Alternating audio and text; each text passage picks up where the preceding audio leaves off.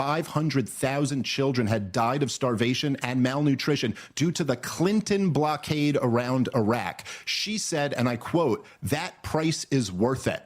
These were the non-interventionist years of peace and prosperity. What? 92, 93, 94? We're talking about 2001. That's a long ways off, bro. I said, what were we doing when 9/11 happened in the Middle East? In the Middle East on 9/11. Try 1998. Almost 2 decades earlier. No, I'm talking about 3 years earlier. You don't know What is going on, everybody?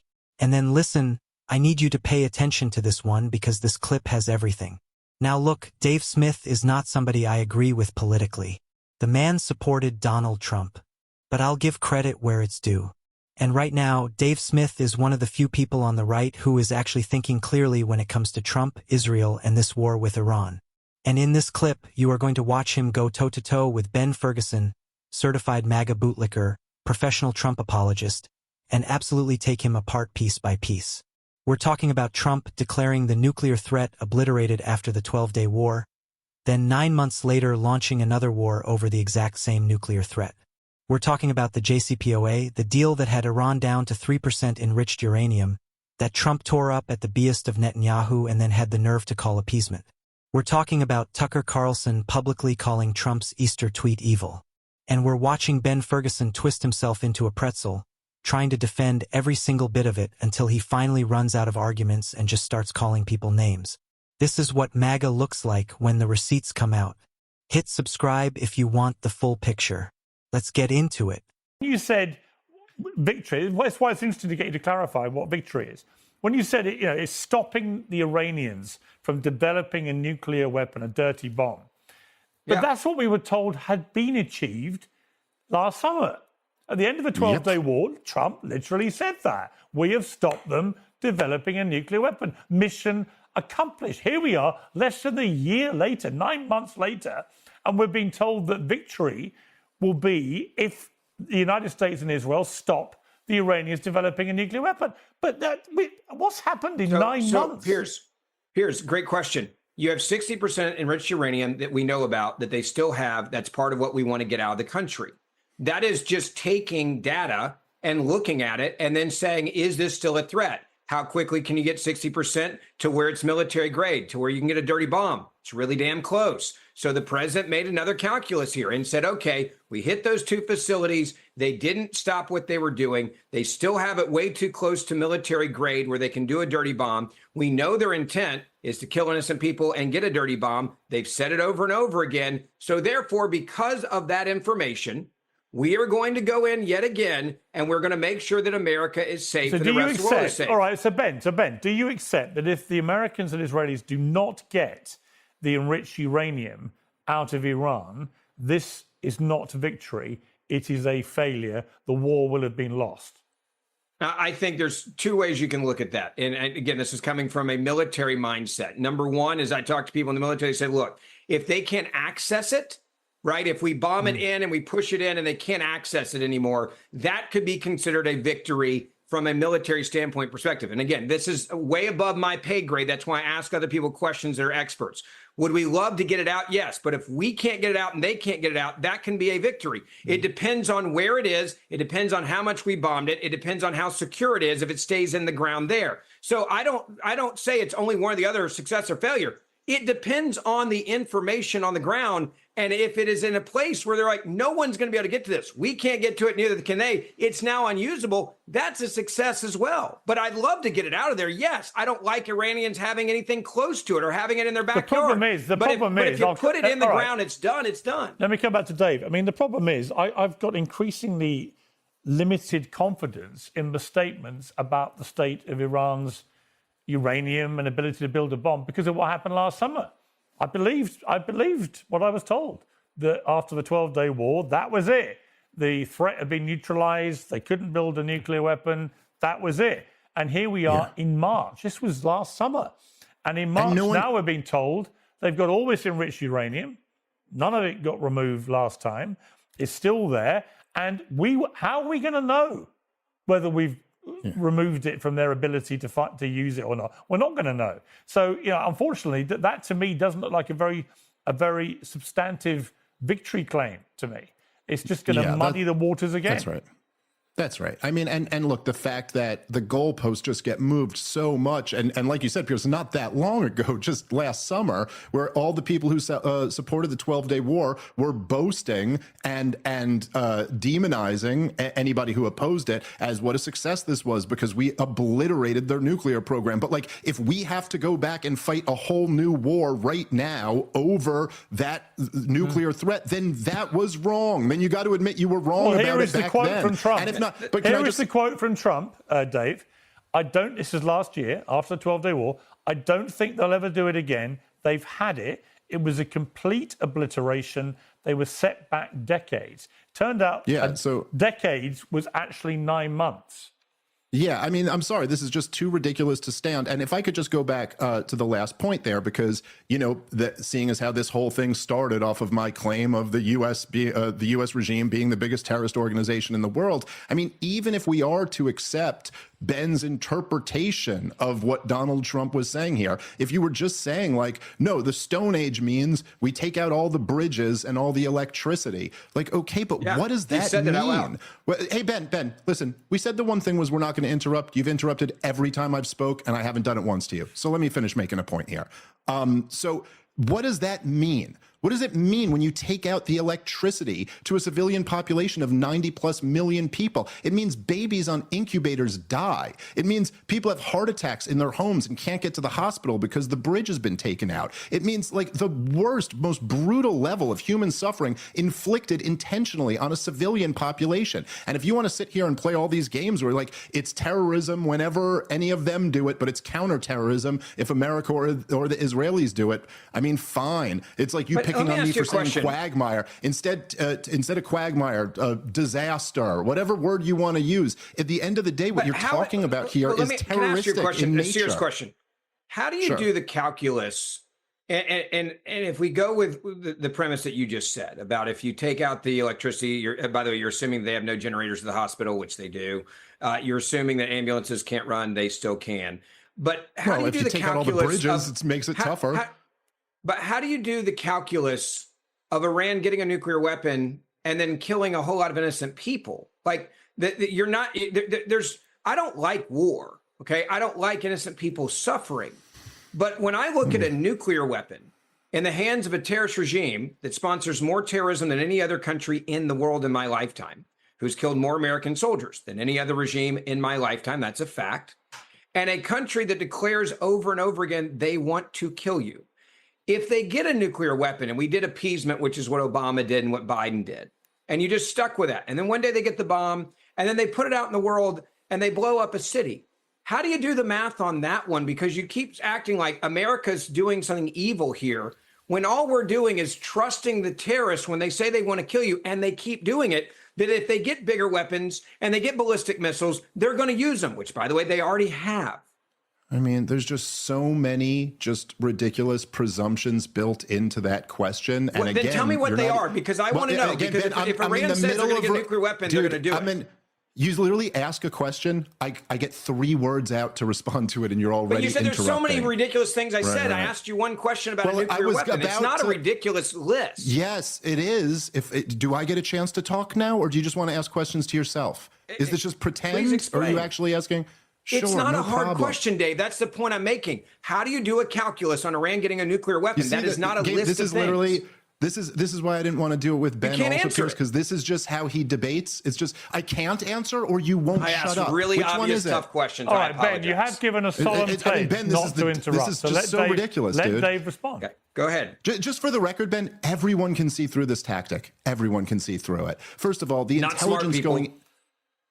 There you go. Yeah.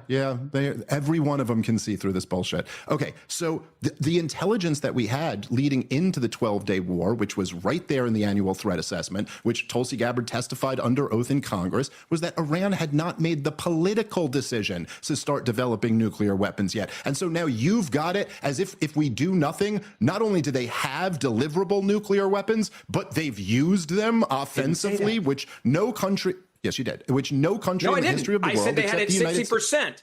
60% is not a nuclear weapon, Dave.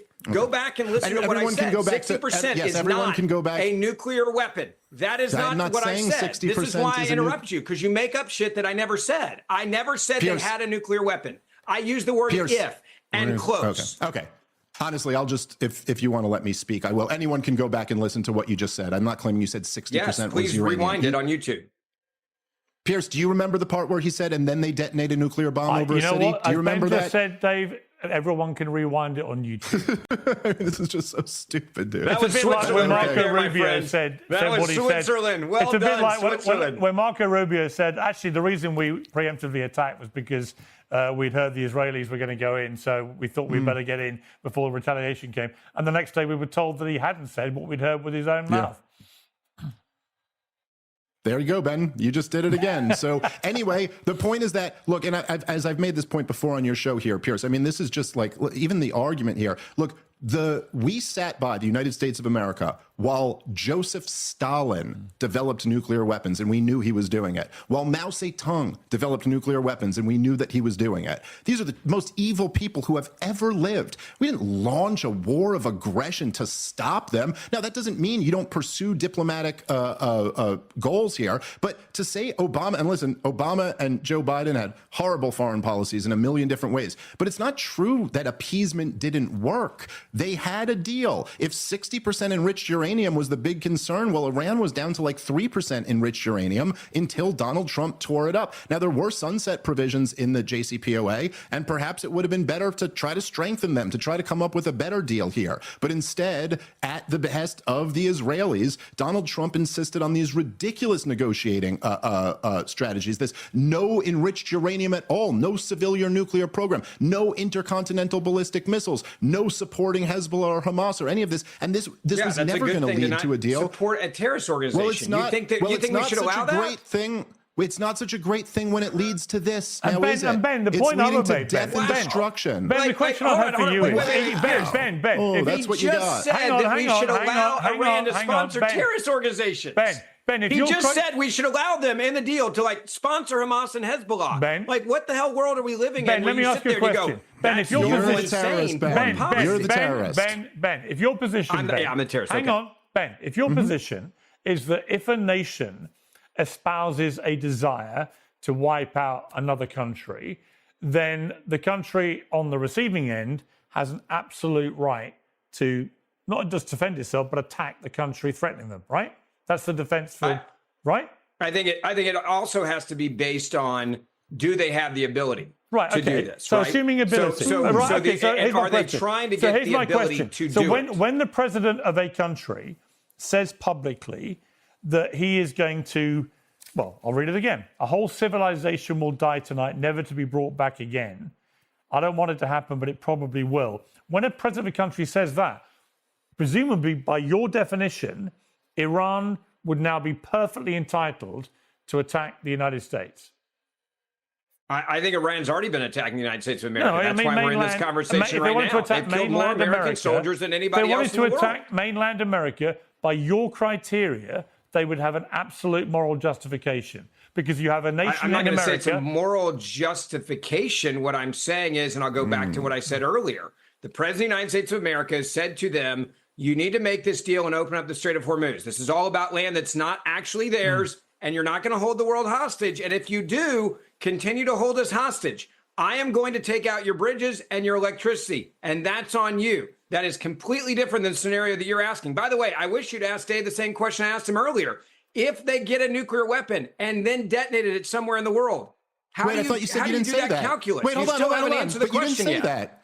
But you That's didn't what say I that said. they detonated somewhere in the... Rewind it, everybody, on YouTube, and you'll see exactly the question I asked. Well, to be fair to Ben, he did say, what if they got a bomb and then used it to wipe out a city around the world? Thank you. That's exactly what I said. Thank you, Piers, for being That's what I was claiming that you said, that you denied last time. You interrupted me when I said you were making that claim and said you never said that. No, I said they didn't have the bomb. I said, if they got the bomb, how do you make the calculus? And you haven't answered that question yet because you don't know how to answer it. Your foreign policy is fraud, Dave. Your foreign policy is bury your head in the sand, bother no one, and then no one bothers you. And when you're dealing with terrorists, that never works. 9/11 is a great example of that, by the way. We were literally burying our head in the sand, acting like Osama bin Laden was not a threat after he kept saying he wanted to take out America. He wanted to go after America. And every president did the same thing. They buried their hand in the sand, and they said, we're not going to deal with him right now. We'll leave him alone. Okay, we won't get wars in the Middle East. Let me ask you this, so Ben. ridiculous and ahistorical. Ben, what's interesting? America was just Actually not accurate? Okay. intervening. No, it's not actually. We were not interventionist until 9/11. Yeah, right, please. We were bombing Iraq. We had a sanctions regime around Iraq. We had military bases in Saudi Arabia.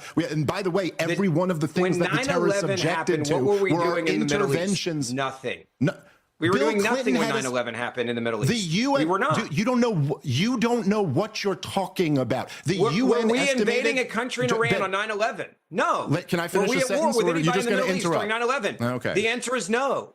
We were asleep at the wheel on 9/11. There's a reason why John Ashcroft wrote a book called Never Again, because we were so asleep at the wheel that we realized afterwards we can never allow it to happen again. When Madeleine Albright was asked about how the UN had estimated that 500,000 children had died of starvation and malnutrition due to the Clinton blockade around Iraq, she said, and I quote, "That price is worth it."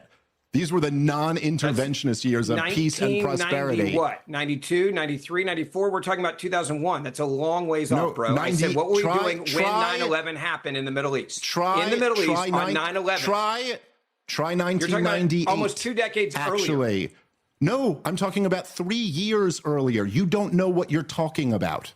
And you said that Madeleine Albright said that in the early 90s. You just said 90s on the No, show. I didn't say- I said in 2001 the is when, 90s. when 9/11 happened. Am I wrong? 1998 is when she made the comment. It was all through the Clinton years. Bill Clinton stopped being president in the year 2000, 1 year before 9/11. Sorry, this so is you're just math, saying Ben. that the blockade of food is what caused 9/11 now? No, I'm not saying it. Osama bin Laden himself listed it as one of his stated grievances, along with the military One of a bases. list that was like the Unabombers yes, list. that Got it. also involved the U.S. military bases on Holy Land in Saudi Arabia and U.S. support for brutal regimes that oppress Muslims in the region and U.S. support for the Israelis who have been occupying, at that time, for 30 plus years, the Palestinian territory. Yes, this is I'm basic correct history. in You can saying say that I'm your a fraud, but you don't know any of this. Hold on. You don't know any of this. this. So I'm correct in saying that your foreign policy is bury your head in the sand and hope that no one bothers you based on what you just said. Because you're What a saying anytime we charitable stand up for us in the interpretation of world, my- that immediately Yes, it's going to be that's- our fault when we no. get attacked. Can That I- is your instead foreign of- policy. Instead of you saying it, why don't I just say what I actually believe? What I believe is that we don't launch wars of aggression, wars of choice, reckless wars against countries that don't pose a threat to us. I'm defending the just war theory of Christianity and the constitutional system that the framers laid out. If we do have to go to war, there should be a vote in Congress. Okay, so then here's my Correct. question. To every American that's watching that has lost a loved one at the hands of Iran, you're now telling them when they go to their graves on Memorial Day that Iran was not a threat to the United States of America, as you just described it, and who gives a crap that those American soldiers were killed at the hands of Iran and the terrorist regimes that they aid, sponsor, support, and give free passage to? Here's a good rule of thumb here, Ben. If I didn't say it and then you just say you're saying it, no, I'm not saying that. What I'm saying literally is just that we're going to get. said No, I that literally Iran didn't wasn't a say threat any to of us. that. Yes, that's right. That part I said. Correct. So Iran to the poses American no threat families, to the United States the of American America. families who've lost loved ones in a uniform who were killed at the hands of the Iranians and their terrorist proxies, Hamas and Hezbollah and ISIS and others they gave safe passage to. You're telling me that Iran was not involved in the murder of those American soldiers? They killed more American soldiers I'm sorry, than Ben. any other regime in the world. Ben, I'm sorry. I know I'm a fraud and I don't know a lot about foreign policy. Did you just say that ISIS is an Iranian proxy? I said that they knew that ISIS was given safe passage to cross through at some points in the past. Yes, that's a fact. They're Go a look proxy of the Iranians. I said proxies and including yes, they get places like along ISIS. so well. They get, I'm going to go back ISIS, to asking the simple question I asked you a second they're ago. a proxy. If you are American and your loved one was killed at the hands of the Iranian regime and their terrorist proxies, you're telling me, and you want to look at those families in the face and say Iran is not a threat to the United States of America or our soldiers, even though their loved one died at the hands of the Iranian regime. Okay, all I ask is that you allow me to answer that question since you've asked it now. Is that cool? It's a yes or no, but go. No, it's not a yes or no. I'll give you the answer. Sure it is. My answer to all of those families would be, if you had listened to people like me, people like Ron Paul, people like Pat Buchanan, our troops never would have been in Lebanon or in Iraq to begin with, and your loved ones would still be with you. But instead, you listened to the foreign policy of people like you, Ben, and that's why we were involved in those conflicts to begin with. Iran poses no threat to the United States of America, meaning the middle part of North America. Does Iran pose a threat to our ability to occupy Iraq? Well, actually, we were kind of on the side of the most Iran-linked militia groups at the time. But yeah, there was some fighting with some Shiites in there, too. It was another disastrous war that Piers Morgan was correct to oppose. And none of those boys would have been killed if they had listened to people like Piers. So, Piers, let's be clear. Dave Smith's foreign policy is the only foreign policy in the world where American troops would never be killed. Glad we summed that up. Like, everybody go home. No, if you're talking about the ones in Iraq, you just strawman every single thing I say and then claim I said something different. No, because you have Americans that died at the hands of the Iranians, and you're acting like it was their fault that they died. One thing. Let me just jump in. One thing's for sure. There will be more rewinding of this debate than in the history of Piers Morgan Uncensored. There's going to be frantic rewiring every time one of you says, I didn't say that. There's going to be a million people going, hey. Get a counter and put it on social media. I'll win that one for damn sure. Someone take him up on that. The beauty of an uncensored YouTube channel is it's all there for posterity. Let me just, before we finish, I want to just bring up the fascinating kind of split that's going on the Republican side about this war. It's been bubbling away on other issues, but now it's really exploded here, Ben. And I want to play the clip from Tucker Carlson, that he really delivered the most astonishing rebuke directly to Donald Trump. Let's listen to this. No, this is a mockery not just of Islam, it's a mockery of Christianity. To send out a tweet with the F word on Easter morning promising the murder of civilians and then saying praise be to Allah without explaining any of it, you are mocking me and every other Christian because we're Christians. We can't support that. That is evil. That is an intentional desecration of beauty and truth, which is the definition of evil. Now, I can remember a time, Ben Ferguson, when you would probably wholeheartedly endorse that statement, but you can't now because you do a podcast with Ted Cruz. He hates Tucker, says he's evil. And so you're trapped really between probably ideologically agreeing. I've never heard you use the F word on air. I don't think you would, right? I think you would agree that on Easter Sunday, saying what Trump said would be outrageous and disgraceful, but I'm not sure you're going to say it now, are you? Now, I will tell you exactly why I think the president put out that tweet. I think he realized just how evil the Iranian regime is. He was really angry and upset that they went after two of our pilots, and he had to work so hard to get them back and put other people's lives at risk. He's in the Situation Room. He's seeing what's happening. He's watching how tough that was. He's also really pissed off that you had a leak, that there was a second pilot down that came from the U.S. that then put his life in danger. And if I was the president of the United States of America, Piers, in that moment, I'd probably drop an F-bomb too if we're being intellectually honest. Why don't you repeat right now exactly what he said? I'm not one to drop F-bomb just to drop F-bombs on TV. Like that's not who I am. Let me start it and you finish it. That's not my guy. No, you know what? You wouldn't say it, Ben. You wouldn't say it because you know. I have said when I was in a shooting, I said it. And you certainly wouldn't have said it on Easter Sunday. Piers, when I was in a shooting and I was the target of a gang initiation, and when I came home, you better believe I dropped the F-bomb for the very first time in front of my parents. You wouldn't say it on air. I don't know. That day, probably. I've never heard you do it on air. I said it in court. I said it in court when I saw the guy for the first time, and they had to bang the gavel and said, you can't say that in court. If I'm the president of the United States of America in that moment, and I'm trying to get Americans back, I would hope the F-bomb would bubble up in your mind a little bit. I really do. It means he cares. Piers, can I just say? It means he cares about the people he's trying to go get. Listen, by the way, it's just such a juxtaposition here, like the irony that I'm just kind of like the shit-talking comedian and Ben's the suit and tie conservative guy, and who Ben, when he was supporting Ted Cruz in the 2016 primary, would have been just like all the other conservatives saying like, Donald Trump is too vulgar and unserious and all of this stuff. And I'm telling you as me, someone who will drop F-bombs on almost every podcast that I'm on, it's not even just a matter of will you say the word. Great. It's not a matter of will you say the word. The president of the United States of America on Easter, while he's talking about a war that innocent people are dying in, and then mocking Allah. I'm sorry, man. And I know, Ben, you're boxed in to just not say the obvious. It's not it boxed is disgusting. in. I gave you my explanation why I think you said it. It's an embarrassment. No, you just took a little shot at me. You just don't like the explanation. For dropping the president just got back two American soldiers but the president on Easter. See, I think to me, Ben, there's a middle. He got him shot down. To me, Ben, there's a middle ground. You don't have to go full Tucker. Hold on, did you just accuse Donald Trump of getting 2 pilots shot down? Yes, by launching this stupid war. Okay, here. All of the death is on him. This is why people, Dave, think you're an asshole. For that right dude, there. What do you mean people think this? You don't blame terrorists. You don't blame terrorists when they do things. You only blame the United States of America, which goes back to the point. I genuinely think you probably hate America. Or you hate Donald Trump so much that you hate America by default. Like, you just blame the president for terrorists going after our guys. Sure. That's when they say you hate America. You actually hate America. Hey, Ben, let me ask you a question. Let's say that our government did become something that you would consider a terrorist regime. Let's say like real Nazis took over the United States of America, okay? Hypothetically, thought experiment. And they started doing Nazi stuff. They were really terrorists, whatever you would define that to be, which you never really define it. I'm in favor of the Second Amendment. I'm tracking with Let's say, me too. Okay, so let's say they real terrorists take over the American government, and now the government's doing real terrorist stuff. If I were to call them terrorists, does that mean I hate America?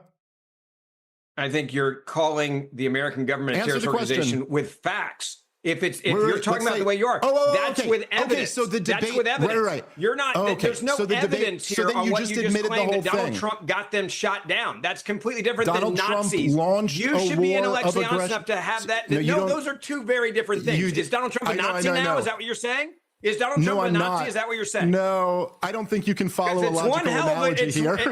It's one hell of an analogy, my friend. You're like, well, Donald Trump's the reason why they got shot down. Let's blame Donald Trump. I think that's anti-American. I think the president trying to keep us safe is pro-America. And I think the president going after a terrorist regime is always a good thing. Again, I'll take the people with IQs above 90 who understand the logical analogy I was just making. But Ben, when you're losing an argument when you have to go after my IQ, which is above that, by the way. But like, come on. Okay, keep interrupting. No, I'm not. I didn't go after your IQ. I went to the IQ of the above people a 90. You were implying that mine was below 90. I can figure that out because I have above a 90 IQ, bro. No, actually, you can't, because I'm implying that only people with a 90 IQ would believe your line of bullshit. Nothing about your IQ was implied there, actually. But anyway, you want to say this is why the people think I'm an asshole? Okay, again, like I said with Adam, man, let's see what the response from the people is. This is why the people think you debate in a really dishonest way. Okay, let's see what people think more. That's the idea here. That is a perfect way to end, because we will let the people decide. All right, let's get into this properly. Because what just happened in that clip is not just entertaining television. It is a case study in exactly how MAGA propaganda works, exactly how it falls apart when someone refuses to let it breathe, and exactly why Ben Ferguson represents everything that is wrong with political commentary in this country right now. Let's start with the most damning moment in the entire clip, and it happened in the first 2 minutes. Piers Morgan laid it out with surgical precision. After the 12-day war last summer, Trump stood up and said, and these are his actual words, "I don't think they'll ever do it again. They've had it." It was a complete obliteration. They were set back decades. Decades. That was the word. Decades.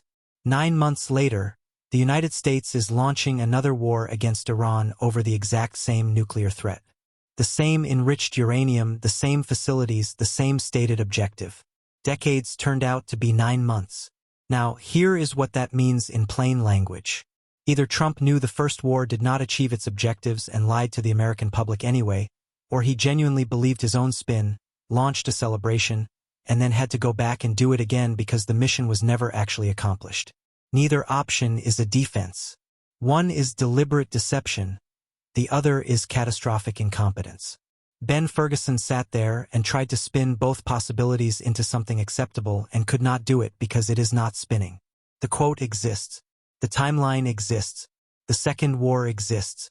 You cannot talk your way around all three simultaneously. Now, let's talk about the JCPOA because Dave Smith landed the most important factual point of the entire debate and it needs to be fully unpacked.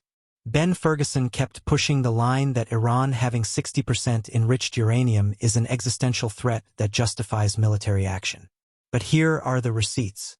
Under the nuclear deal negotiated under Obama and signed in 2015, Iran reduced its enriched uranium stockpile by 98%. They went from enough material for roughly 10 nuclear weapons down to a level that would take over a year to produce enough for one. They reduced enrichment from 20% down to 67%. They dismantled 2/3 of their centrifuges. The International Atomic Energy Agency confirmed compliance every single time they inspected.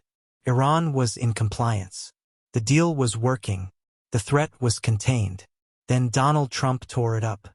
Not because Iran had violated it, not because the IAEA found non-compliance, but because Netanyahu showed up with a PowerPoint about Iranian nuclear activity from before the deal existed. Activity the deal had already addressed and rolled back. And Trump used it as justification to withdraw. His own Secretary of Defense said the deal was working. His own chairman of the Joint Chiefs said withdrawing was a mistake. His own intelligence community said Iran was in compliance. Trump tore it up anyway. Iran's enrichment went from 67% to 60%. The stockpile exploded. The centrifuges came back online. Everything the deal had rolled back in. And now the same people who cheered when Trump destroyed that agreement are using the consequences of destroying it as justification for a war. That is not foreign policy. That is arson. And then demanding credit for calling the fire department. Now, I want to spend time on Ben Ferguson's debating tactics because he is not an outlier. He is the template. Every time Dave Smith started to develop a point that Ben could not counter, Ben interrupted, not with a counterargument, just noise, just cutting off the sentence before it completed. Dave called it out explicitly. Then, when the interruptions weren't enough, Ben would misrepresent what Dave said and defend the misrepresentation louder than the original point. He accused Dave of saying Iran was not a threat to American soldiers when Dave had said no such thing. Dave's actual point was that American soldiers would not have been in range of Iranian-backed militias if they had not been deployed to Iraq on the basis of lies in the first place. Ben collapsed that distinction deliberately and kept repeating the misrepresentation even after it was corrected.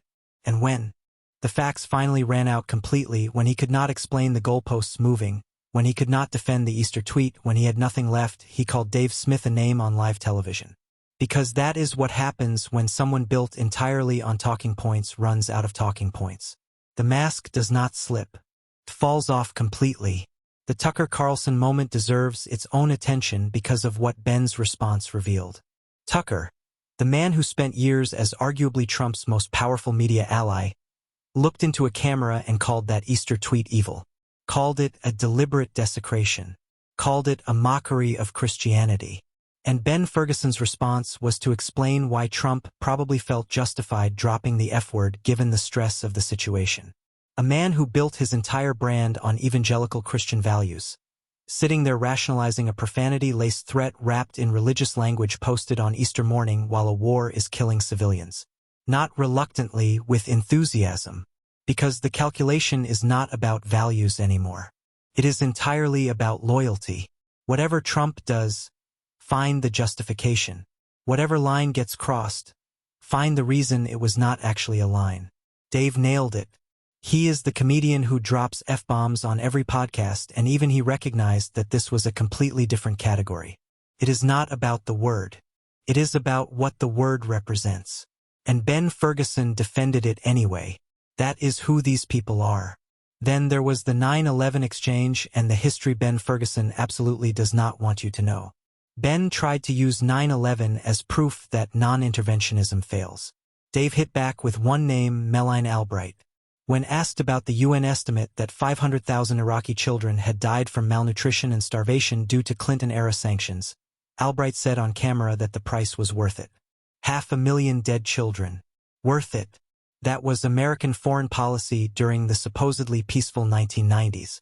And Osama bin Laden himself listed those sanctions, the U.S. military bases on Saudi soil, and U.S. support for the Israeli occupation as his stated grievances. That is not Dave Smith's analysis. That is the documented historical record confirmed by the 9/11 Commission. Ben's response was to quibble about what year Albright made the comment, as if a 3-year difference in the timeline makes 500,000 dead children irrelevant. It does not. The policy was continuous. The consequences were continuous. And the myth that America was minding its own business until 9/11 came out of nowhere is the single most dangerous lie in American foreign policy, because it is the lie that keeps being used to justify the next war and the one after that. And finally, the question Ben could not answer, the one about American military families. He asked Dave whether he would look those families in the eye and say Iran was not a threat. Dave's answer was the most honest thing said in the entire debate. He said his answer to those families would be, if you had listened to the voices that opposed these wars from the beginning, your loved ones would never have been deployed to Iraq in the first place. They would still be alive. Ben called that anti-American. It is the opposite. It is the most pro-soldier position you can hold. That the lives of American service members are too valuable to be spent on wars built on lies. Wars of choice. Wars that nobody voted on. Wars that create the exact threats they claim to be solving. The people who sent those soldiers to Iraq over weapons of mass destruction that did not exist. Those are the people who dishonored their sacrifice. Not the people who said from the beginning they should never have been sent. This clip is a perfect picture of where we are right now. On one side, someone willing to follow the evidence wherever it leads, apply consistent principles, and hold power accountable regardless of party. On the other side, someone whose entire function is to protect the brand, to absorb whatever facts land on the table and make them not matter, to interrupt before the argument completes, to scream anti-American when the receipts get too heavy to carry. Ben Ferguson did not lose this debate on points. He lost it on character. And the moment he called Dave Smith a name instead of answering the question, everyone watching saw exactly what MAGA political commentary is made of. When the script runs out.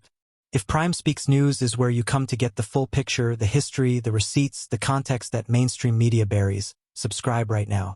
Share this with somebody who needs to see what these people actually look like when the talking points dry up. Like the video. Drop your thoughts in the comments.